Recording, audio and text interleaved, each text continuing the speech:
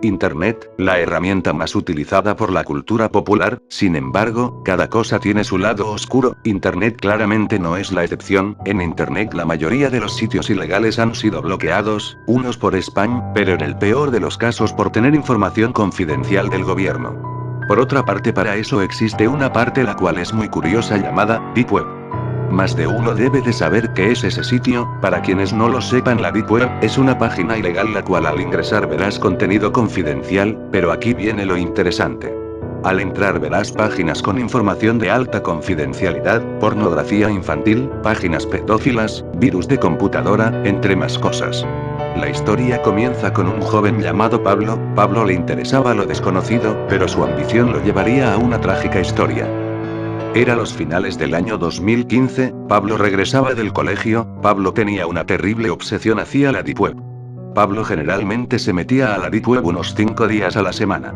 Toda acción tiene una consecuencia, era la primera cosa que Pablo tenía que entender. Por otra parte, Pablo ignoraba todas las advertencias que le daba la gente hacia la Deep Web.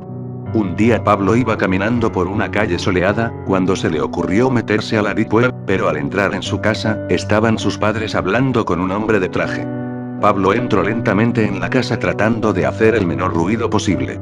Afortunadamente pudo entrar en su habitación, sabía perfectamente que ese hombre era un encargado del gobierno, pero no le importó y entró a la Deep Web. Mientras entraba iba hacia las páginas en español, puesto que Pablo no sabía del todo inglés.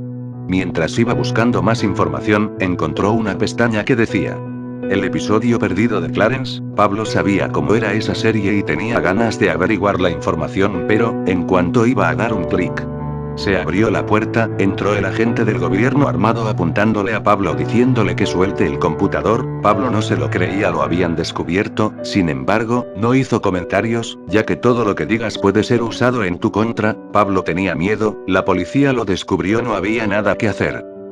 Más tarde Pablo quedó libre por ser menor de edad, pero lo mandaron a la cárcel de jóvenes por 2 meses. Al salir, Pablo se hizo la promesa de no volver a usar un computador. Al llegar a su casa sus padres lo recibieron felices, como si no se acordaran de la atroz acción que él hizo.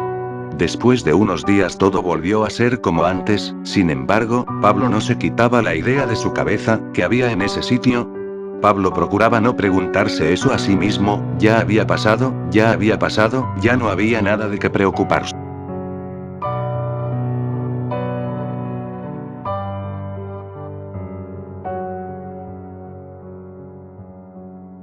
Sí.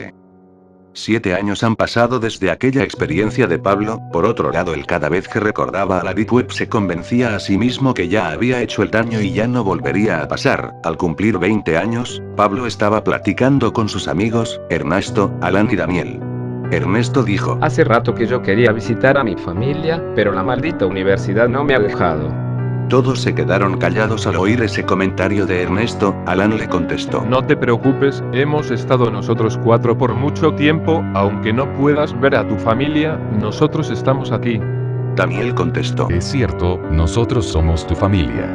Pablo cambió la conversación drásticamente contando su experiencia a los 13 años, de cómo entró a la Deep Web y cómo sufrió en la cárcel juvenil.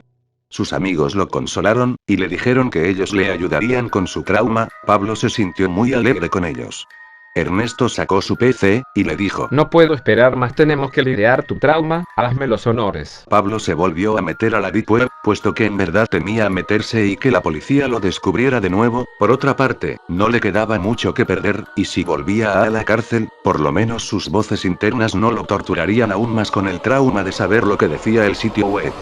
Se metió a la página ilegal, y efectivamente, ahí estaba en la sección de idiomas habla hispanos, el episodio perdido de Clarence. No decían datos ni nada, solo que este blog será borrado en el año 2030, por ello le quedaban 8 años al blog, pero, más abajo había un video.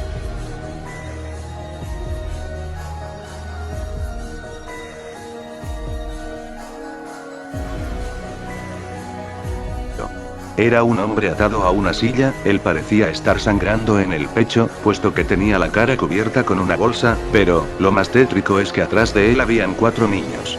El hombre estaba llorando, lo sabíamos porque mandaba ese sonido de llanto y desesperación, gritaba, gritaba y gritaba, sin consuelo comenzaba a llorar. Los niños dieron 5 pasos hacia enfrente, 2 eran gordos y los otros 2 eran delgados, uno de ellos le quitó la bolsa de la cabeza. En cuanto se las quitaron, dijo Daniel: Yo conozco a ese hombre, Les Skiller Page, el creador de Clarence. Ese hombre fue despedido de Cartoon Network. Mierda, si este video está desde el 2015, ¿qué le habrán hecho? El hombre seguía gritando por ayuda pero nadie lo escuchaba. Una voz dijo: cuéntanos la historia, y el pobre hombre comenzó a contarla. El episodio comenzaba con la misma introducción de siempre, solo que las letras Clarence estaban de color azul en vez de morado.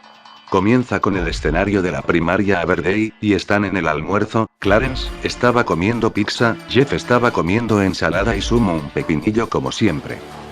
Todo iba normal hasta que Jeff menciona que mañana será el día en el que traerán a su padre a la escuela. Sumo comentó: yo traeré a mi papá porque él es genial y sabe arreglar lo que sea a diferencia de mis hermanos.